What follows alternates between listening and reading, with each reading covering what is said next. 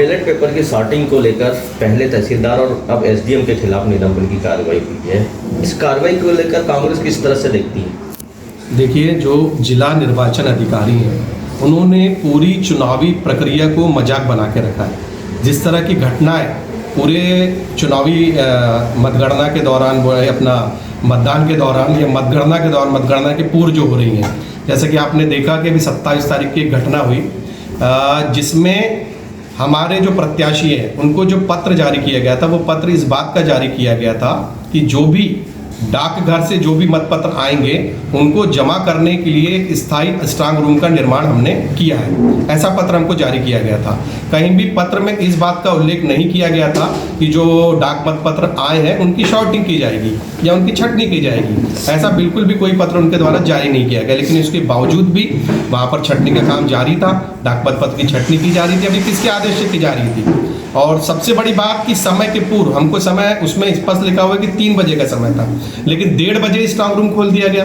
भाई किसकी अनुमति से स्ट्रांग रूम खोला गया? दूसरी चीज कि वहां पर जो लोग बैठे थे उसमें भारतीय जनता पार्टी की तरफ से जो एजेंट बैठे थे, केजी बिसेन जिनका नाम है, तो वो क्या हमारे जो भाजपा के प्रत्याशी हैं उनके क्या वो अधिकृत एजेंट हैं? क्या इस तरह का पत्र भारतीय जनता पार्टी द्वारा जो है जिला निर्वाचन अधिकारी को दिया गया था, उनको अधिकृत किया गया था? यदि किया गया था तो पत्र हमें दिखाएं। इसके अलावा जो सहायक नोडल अधिकारी जो मतगणना के लिए नियुक्त किए गए हैं, वो जो भाजपा प्रत्याशी हैं गौरीशंकर बिसेन जी, उनके करीबी रिश्तेदार हैं, शायद उनके भतीजे लगते हों, ऐसी मुझे जानकारी मिली है।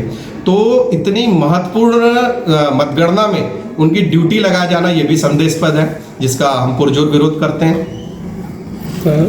ये जो कार्रवाई हो रही है तहसीलदार के बाद एसडीएम, इस कार्रवाई से आप खुश नहीं है क्या? देखिए, खुश तो है लेकिन संतुष्ट नहीं है।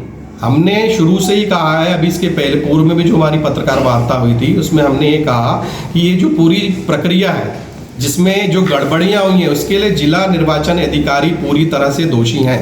वो भले ही अपने मातहत कर्मचारियों को निलंबित करके अपना पल्ला झाड़ने की कोशिश करें, लेकिन उनको ये जवाबदारी लेनी होगी कि जो गड़बड़ियां हुई हैं उसके लिए वो पूरी तरह से जवाबदार है। कांग्रेस उनको पूरी तरह से जवाबदार मानती है और हमारा केंद्रीय नेतृत्व है, हमारा प्रदेश नेतृत्व है, सबने ये मांग की है कि तत्काल प्रभाव से जो कलेक्टर बालाघाट हैं उनको निलंबित किया जाए और उनको चुनावी प्रक्रिया से हटाया जाए। अब क्या रहेगा कांग्रेस का स्टैंड? क्या है अगला कांग्रेस स्टैंड? जब तक कलेक्टर बालाघाट को हटाया नहीं जाता चुनावी प्रक्रिया से, तब तक हमारा ये जो अनवरत जारी रहेगा। हमारी ये जो संघर्ष है, ये हमारा जो कुछ रणनीति तैयार करी गई है क्या आप लोगों के द्वारा अगर कलेक्टर नहीं हटते हैं तो? जी हाँ, इसके लिए कल एक बैठक हमारी बुलाई गई है जिसमें हमारे पूरे 6 विधानसभा के प्रत्याशी भी मौजूद रहेंगे और उसमें कोई बड़ा निर्णय हम लोग इस प्रक्रिया को लेकर लेंगे। आज जो निलंबन की कार्रवाई हुई है इसको लेकर के आज मीडिया कर्मी कलेक्टर साहब से बात करने गए थे, लेकिन कलेक्टर साहब ने बात करने से, चर्चा करने से भी मना कर दिया। तो इसको क्या कहना चाहिए? ये बड़े दुर्भाग्य की बात है जो मैं आपको बता रहा हूँ कि मीडिया कर्मियों से तो बात करने से उन्हें इनकार किया, मुझे भी जानकारी मिली,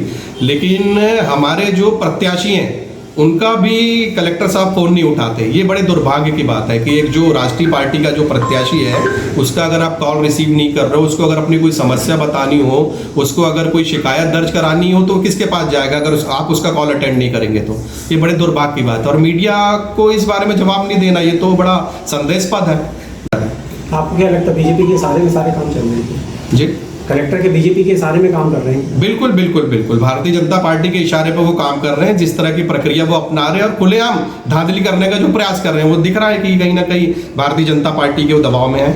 निलंबन आदेश में कहीं ऐसा नहीं लिखा है कि पोस्टल बैलेट पेपर में गड़बड़ी का मामला है या फिर समय से पूर्व जो स्ट्रांग रूम खुलवाया गया था उसका मामला है। क्या लग रहा है क्यों उसमें मेंशन नहीं किया गया?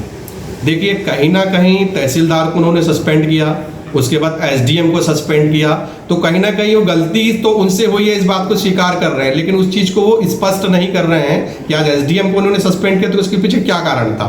तो उसको भी हम मांग रखेंगे कि इसको भी स्पष्ट किया जाए कि भाई सस्पेंड करने के पीछे क्या कारण है, उसको स्पष्ट किया जाए। बिजली समस्या को लेकर लगातार आप लोग के द्वारा आवाज उठाई जा रही है और कल भी कल या परसों बिजली गुल हुई थी, लेकिन बाद में फिर एक बार बिजली पुनः गुल होने की बात सामने आई है। इससे कैसे निपटेंगे आप?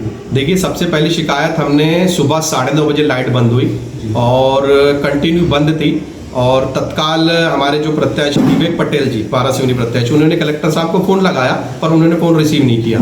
उसके बाद उन्होंने मुझे फ़ोन लगाया, मैंने एडीएम और जो एसडीएम उनसे बात की, तो तत्काल मौका स्थल पर पहुंचे और उन्होंने पाया कि सचमुच कैमरे वहाँ पर बंद थे और कुछ एरिया उसकी लाइट भी बंद थी। तो हमारी शिकायत बिल्कुल सही थी, लेकिन उन्होंने इसे तकनीकी खामी बताकर अपना पल्ला झाड़ने की कोशिश की। और उसके बाद सबसे बड़ी बात यह है कि जब हम 4 बजे जब स्ट्रांग रूम का निरीक्षण करने पॉलिटेक्निक कॉलेज पहुंचे तो उस समय भी पीछे के पूरे कैमरे बंद थे। तो ये भी बड़ा अपने आप में बहुत ही दुर्भाग्यपूर्ण है कि सुबह 9:30 बजे सूचना दी गई, उनके द्वारा कहा गया कि ठीक हो गए। उसके बाद जब हम 4 बजे फिर जा रहे हैं तो फिर वहाँ पर कैमरे बंद थे। तो इससे आप अंदाज लगा सकते हैं कि किस तरह की लापरवाही जो है जिला प्रशासन द्वारा अपनाई जा रही है। क्या लगता है भैया मतगणना के दिन भी कुछ धांधली की आशंका? जिस तरह की घटना हो रही है तो पूरी आशंका है, और इसी आशंका को लेकर कल हमने एक मीटिंग आवश्यक बैठक रखी है, जिसमें कई महत्वपूर्ण निर्णय हम कल हमारे प्रत्याशियों के साथ बैठकर लेंगे।